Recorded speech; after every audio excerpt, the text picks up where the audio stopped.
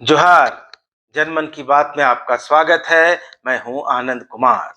आगे बढ़ने से पहले आपसे एक अनुरोध है, एक आग्रह है कि कृपया चैनल को जरूर सब्सक्राइब कर लें। अगर आपने अभी तक सब्सक्राइब नहीं किया है तो आपका ये साथ, ये समर्थन मुझे हौसला देगा कि मैं और अच्छे वीडियो और अच्छा कंटेंट आप तक पहुंचा सकूं। तो शुरू करते हैं जनमन की बात। आपको याद होगा 2019 का विधानसभा चुनाव। हेमंत सोरेन लोकप्रियता के शिखर पर थे। पुलिसिया दमन, भ्रष्टाचार के आरोपों, अहंकारी छवि और मनमाने फैसलों के कारण रघुवर दास की छवि एक नकारात्मक नेता की बन गई थी। हर चीज उनके खिलाफ दिखाई दे रही थी और हेमंत सोरेन के पक्ष में सब कुछ साफ साफ नजर आ रहा था। हेमंत सोरेन एक उम्मीद बनकर उभरे थे। चुनाव के पहले उन्होंने पूरे झारखंड का दौरा कर कर, गांव गांव घूमकर लोगों के मन में एक उम्मीद जगाई थी। तब ऐसा लग रहा था मानो हेमंत सोरेन के हाथ में जादू की वो छड़ी लग गई है, जिसे घुमाते ही झारखंड की अब तक की सभी समस्याओं का अंत हो जाएगा, खात्मा हो जाएगा। स्थानीयता के लिए 1932 का खतियान, झारखंड के युवाओं को हर साल 5 लाख सरकारी नौकरियां, कॉन्ट्रैक्ट वर्करों को परमानेंट करना, बेरोजगार युवाओं को नौकरी मिलने तक बेरोजगारी भत्ता देने जैसी घोषणाएं करके हेमंत सोरेन उम्मीद की एक ऐसी मशाल बन चुके थे जिनमें झारखंड के जनमानस को अपना सुखद भविष्य नजर आ रहा था। क्या झारखंडी, क्या गैर झारखंडी, क्या आदिवासी, क्या मुसलमान, क्या कुर्मी और क्या सदान, सब के सब हेमंत सोरेन के जैसे दीवाने हो गए थे। और इसका एक बड़ा कारण था उन 17 महीनों का शासनकाल जो 2013-14 के बीच हेमंत सोरेन ने दिया था झारखंड को।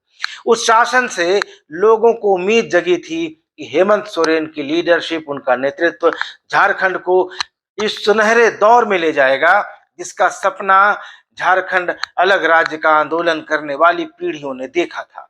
लेकिन सिर्फ 3.5 साल बाद ही वह सपना अब चकनाचूर हो गया है। उम्मीदों का महल ढह चुका है और घोषणाएं धूल के गुबार में ओझल हो गई हैं। झारखंड का युवा आज सड़कों पर है। उसकी उम्मीदों का अंत हो चुका है।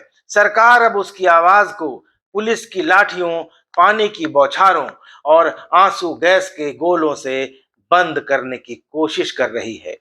केंद्रीय जांच एजेंसियां जहां हाथ डाल रही हैं, वहीं भ्रष्टाचार के दीमकों के बनाए हुए महल निकल रहे हैं। शासन और सत्ता का इकबाल नष्ट हो गया है और झारखंड लालची नेताओं, भ्रष्ट अफसरों और दलालों के एक ऐसे नेटवर्क में फंसा कराह रहा है जो इसके भविष्य को गहरे और गहरे अंधेरे की तरफ ले जा रहे हैं। सुनहरे भविष्य का सपना महज 3.5 साल में ही इस शासन से निजात पाने की छटपटाहट में तब्दील हो चुका है। प्रवर्तन निदेशालय यानी ईडी यहां मनरेगा घोटाला, सेना की जमीन का घोटाला, विधायकों की खरीद फरोख्त और 1,000 करोड़ से ज्यादा के खनन घोटाले की जांच कर रहा है। कुछ और मामले पहले से ही चल रहे हैं। अब शराब घोटाले को लेकर भी ईडी ने नोटिस किया है। इसके अलावा जल संसाधन विभाग और ग्रामीण विकास के अभियंता वीरेंद्र राम के यहाँ ईडी रेड डाल चुका है। ईडी के अनुसार उनके यहाँ 125 करोड़ से ज्यादा की संपत्ति मिली है उस महाभ्रष्ट इंजीनियर के पास। पूर्व खान और उद्योग सचिव पूजा सिंघल भ्रष्टाचार के आरोप में जेल में बंद हैं। ईडी को उनके यहाँ से, उनके सीए के यहाँ से कैश 19 करोड़ रुपए मिले थे। खनन घोटाले में साहेबगंज के डीसी रामनिवास यादव से पूछताछ हो चुकी है और जमीन घोटाले में रांची के पूर्व डीसी छवि रंजन को ईडी ने पूछताछ के लिए बुलाया है। इतना ही नहीं है, ईडी की जांच मुख्यमंत्री के दफ्तर तक पहुंच गई है। मुख्यमंत्री के प्रधान सचिव रहे राजीव अरुण एक्का से किसी दलाल के दफ्तर में बैठकर कामकाज करने के मामले में पूछताछ हो चुकी है।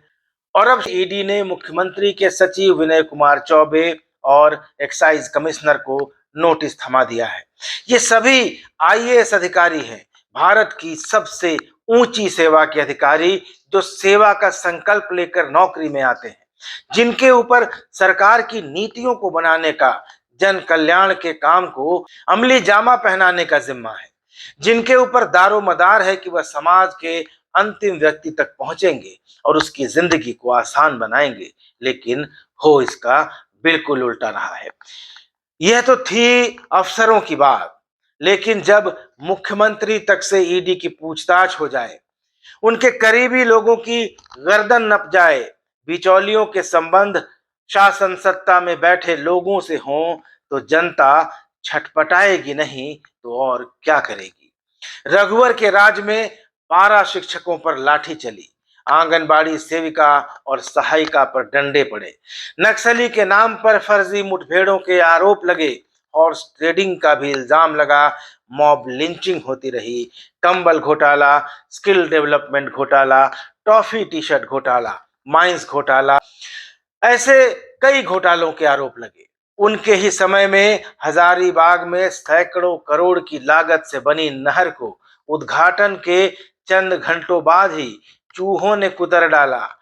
रघुवर दास की छवि, उनकी निजी छवि एक ऐसे नेता की बन गई जो हरदम नशे में चूर रहता था, चाहे वो नशा सत्ता का हो, अहंकार का हो या किसी और चीज का। और पूरा प्रचार का तंत्र, पूरा सरकारी प्रचार का तंत्र उनके हाथ में होने के बावजूद और चेहरा चमकाने की हर मुमकिन कवायद के बावजूद करोड़ों रुपए खर्च करके भी रघुवर दास अपनी छवि चमका नहीं पाए। हॉर्स ट्रेडिंग का आरोप लगा। चुनाव में वोट खरीदने के लिए विधायक निर्मला देवी और उनके पति योगेंद्र साव को लालच देने का भी आरोप लगा। मामला अभी चल रहा है। चुनाव में उन्होंने मनमानी की, 13 विधायकों के टिकट काटे, जिनमें कम से कम 10 सीटों को बीजेपी ने गंवा दिया। गलत उम्मीदवारों को टिकट दिए, दूसरे दलों से विधायकों को लाकर टिकट दिया, जिससे भाजपा में संतोष फैला। कई नेता बागी हुए, आजसू से तालमेल नहीं हुआ, उम्मीदवारों के चयन में मनमानी हुई और नतीजा यह हुआ कि 2019 में भाजपा का बेड़ा गर्क हो गया, बंटाधार हो गया।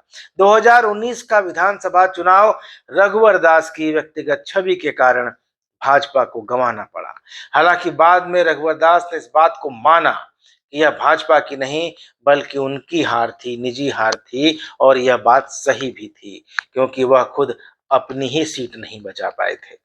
लेकिन अब 2024 के विधानसभा चुनाव में वही परिस्थितियां दिखाई दे रही हैं जो 2019 में रघुवर दास के साथ थी। अंतर इतना है कि तब रघुवर दास की नकारात्मक छवि के मुकाबले हेमंत सोरेन एक सकारात्मक उम्मीद बनकर उभरे थे। हेमंत सोरेन झारखंड को एक नई उम्मीद के रूप में दिखाई दे रहे थे, लेकिन 2024 में ऐसा कुछ नहीं दिखाई दे रहा है। हेमंत सोरेन नकारात्मकता के शिखर पर आज खड़े हैं। झारखंड बेचैन है, छटपटा रहा है, भ्रष्टाचार और बेरोजगारी से जल रहा है बाहरी भीतरी की आग में। और अब सिर्फ आग बाहरी भीतरी तक ही नहीं है, यह फैल गई है आदिवासी और कुर्मी के बीच। कुर्मी जो कि आदिवासी दर्जे की मांग कर रहे हैं और आदिवासी इसका विरोध कर रहे हैं। आदिवासी और कुर्मी की दरार छात्र आंदोलन में भी दिखाई दे रही है, जहां इसकी कमान ज्यादातर कुर्मी छात्र नेताओं के हाथ में है। एक भी ऐसा छात्र नेता चर्चा में नहीं है जो आदिवासी समाज से आता हो। 1932 पर समाज बंट गया है और जो तथाकथित बाहरी यानी ज्यादातर बिहारी और बाकी अन्य राज्यों से यहाँ आकर बसे हुए लोग जो 2019 में हेमंत सोरेन का खुलकर समर्थन कर रहे थे, अब उनका साथ छोड़ चुके हैं। उन्हें लग रहा है कि उन्होंने हेमंत सोरेन का साथ देकर, उसको समर्थन देकर गलती कर दी थी। 2019 में हेमंत सोरेन के तूफान का फायदा कांग्रेस को भी मिल गया था जब उसने 16 सीटें जीत ली थी। लेकिन 2024 में क्या होगा? झारखंड मुक्ति मोर्चा और कांग्रेस ने अपना जो बेस्ट परफॉर्मेंस, सर्वश्रेष्ठ प्रदर्शन किया था 19 में, क्या वे उसे दोहरा पाने में सफल रहेंगे? अब यह सवाल लोग पूछने लगे हैं। जनजातियों के लिए सुरक्षित 28 विधानसभा सीटों में फिलहाल 26 सीटें सत्तारूढ़ यूपीए के पास हैं। भाजपा के पास सिर्फ 2 सीटें हैं। 2019 में भाजपा महज 25 सीटों पर सिमट गई थी। पहले कहा जाता था कि झारखंड इसलिए पिछड़ा है क्योंकि यहाँ राजनीतिक अस्थिरता रही है। कोई दल या गठबंधन पूरे 5 साल तक शासन नहीं चला पाया है, इसलिए यह पिछड़ा है। सरकारें बनती और टूटती रही हैं, इसलिए यहाँ पिछड़ापन है, गरीबी है। लेकिन 2014 में जनता ने बीजेपी और आजसू के गठबंधन को और 2019 में जेएमएम कांग्रेस और आरजेडी के गठबंधन को पूरे 5 साल चलाने का मौका देकर भी देख लिया और उसे निराशा के सिवा कुछ भी नहीं मिला। तो ऐसे में अब यह देखना दिलचस्प होगा कि क्या हेमंत सोरेन बाकी बचे 1.5 साल में अपना पुराना जादू फिर से चला पाने में सफल होंगे या अपने ही अंतर्विरोधों और अपने नेताओं के अहम के टकराव से जूझ रही झारखंड भाजपा के भाग्य से इस बार फिर कोई छींका टूटेगा। वीडियो कैसा लगा कमेंट करके जरूर बताइएगा। मिलेंगे अगले वीडियो में, तब तक इजाजत दीजिए। धन्यवाद, नमस्कार।